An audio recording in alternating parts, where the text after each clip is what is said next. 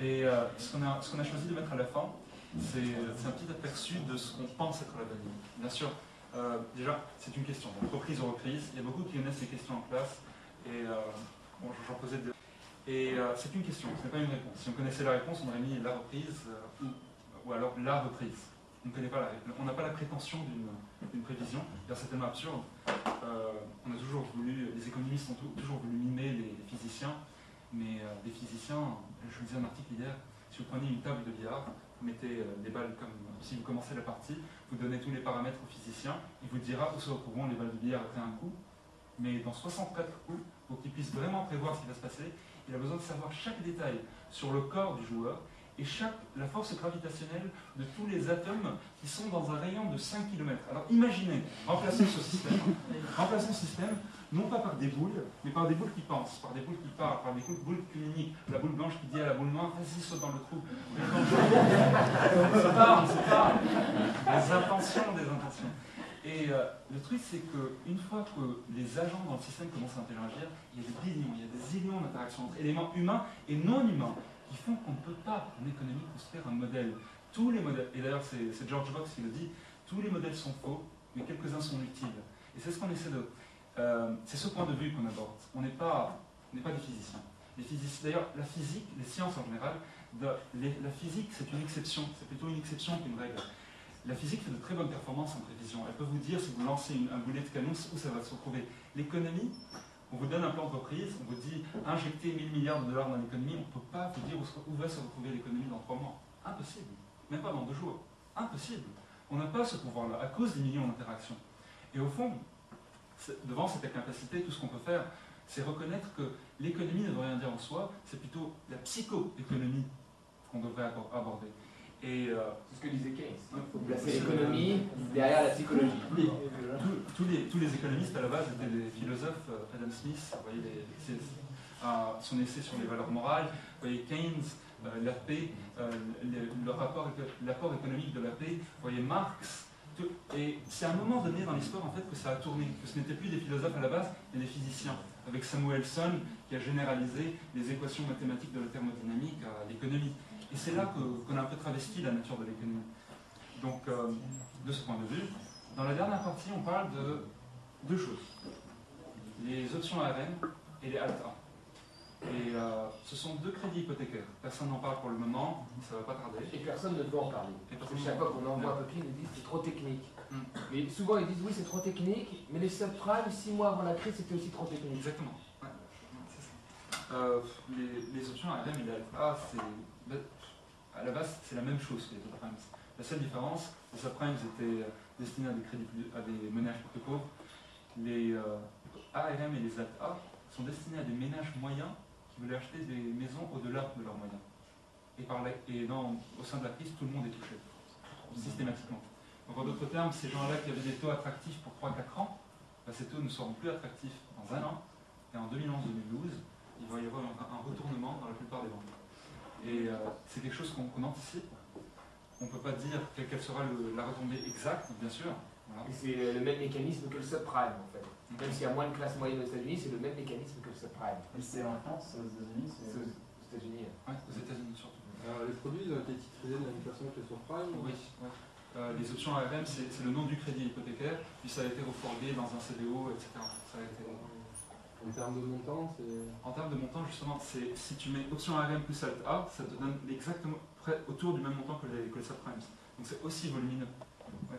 Et comment expliquez-vous que toutes les autorités sont intervenues après tout ce public outcry Pourquoi, comment ils n'ont pas localisé Essaye option ARM et alt A sur Google ici, et tu vas trouver des résultats.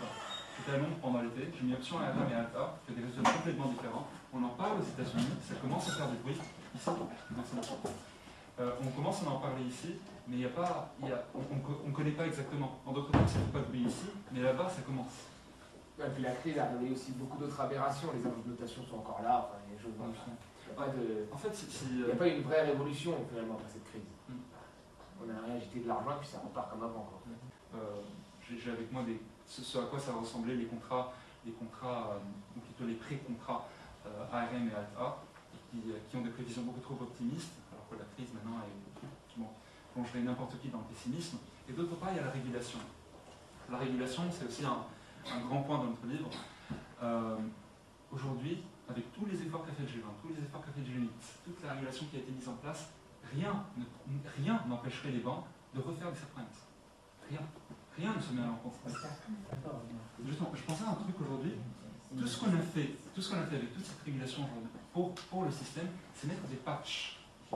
Notre capitalisme aujourd'hui ressemble à Windows 7. C'est Windows 7. Et devinez quoi, aujourd'hui le matin, si vous regardez les nouvelles, eh bien Windows 7, il y a une grande faille dedans. Donc, c'est pas la tombe. la faille, c'est qu'il y a un truc de download qui ne marche pas, il y a un bug. Donc, ça s'annonce bien.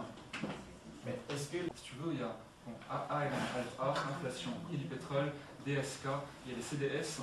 Si vous voyez aujourd'hui avec Dubaï, quand on a annoncé la news de la faillite de Dubaï, le prix des CDS a augmenté d'une façon incroyable. Quand Dubaï a fait faillite, il y a plein de gens qui ont été obligés de rembourser ces CDS. C'est une assurance finalement, il faut payer quand la contrepartie fait défaut.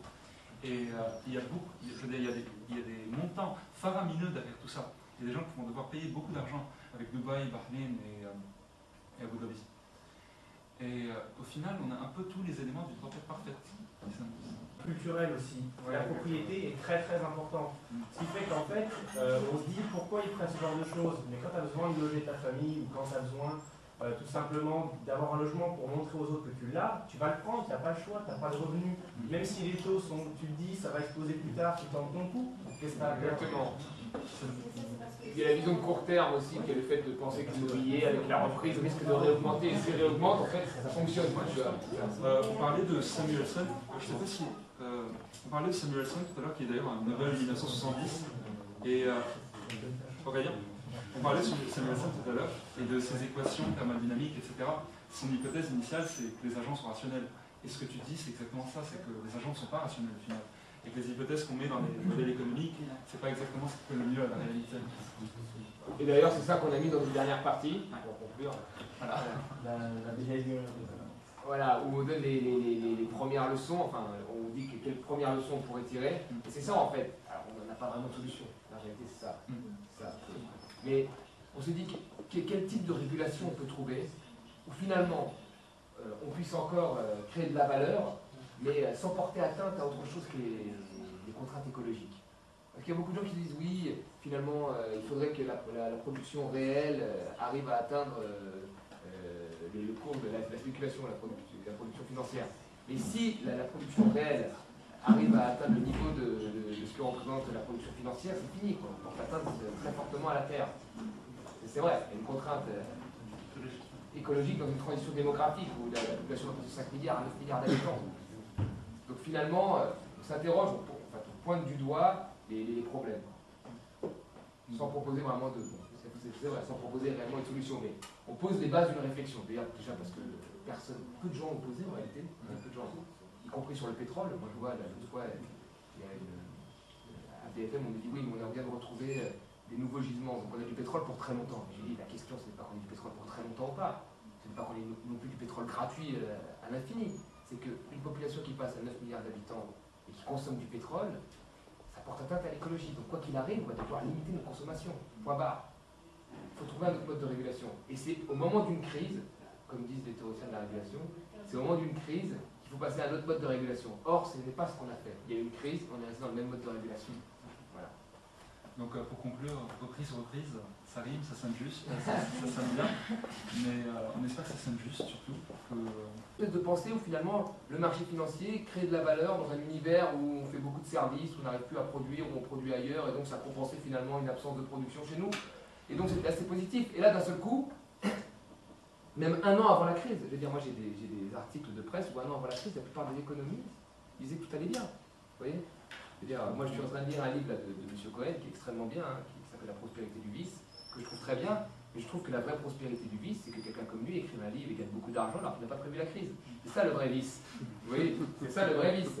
Je veux dire, il y a beaucoup de gens qui ont dit que les économistes devaient se taire pendant un an parce qu'ils n'avaient pas prévu la crise. Mais c'est vrai, personne n'avait prévu. Et d'un seul coup, ça nous tombe dessus comme ça. Alors les gens essaient un petit peu de compenser les trous à droite à gauche, mais il n'y a pas une vraie réflexion qui est née. Et c'est ça le problème.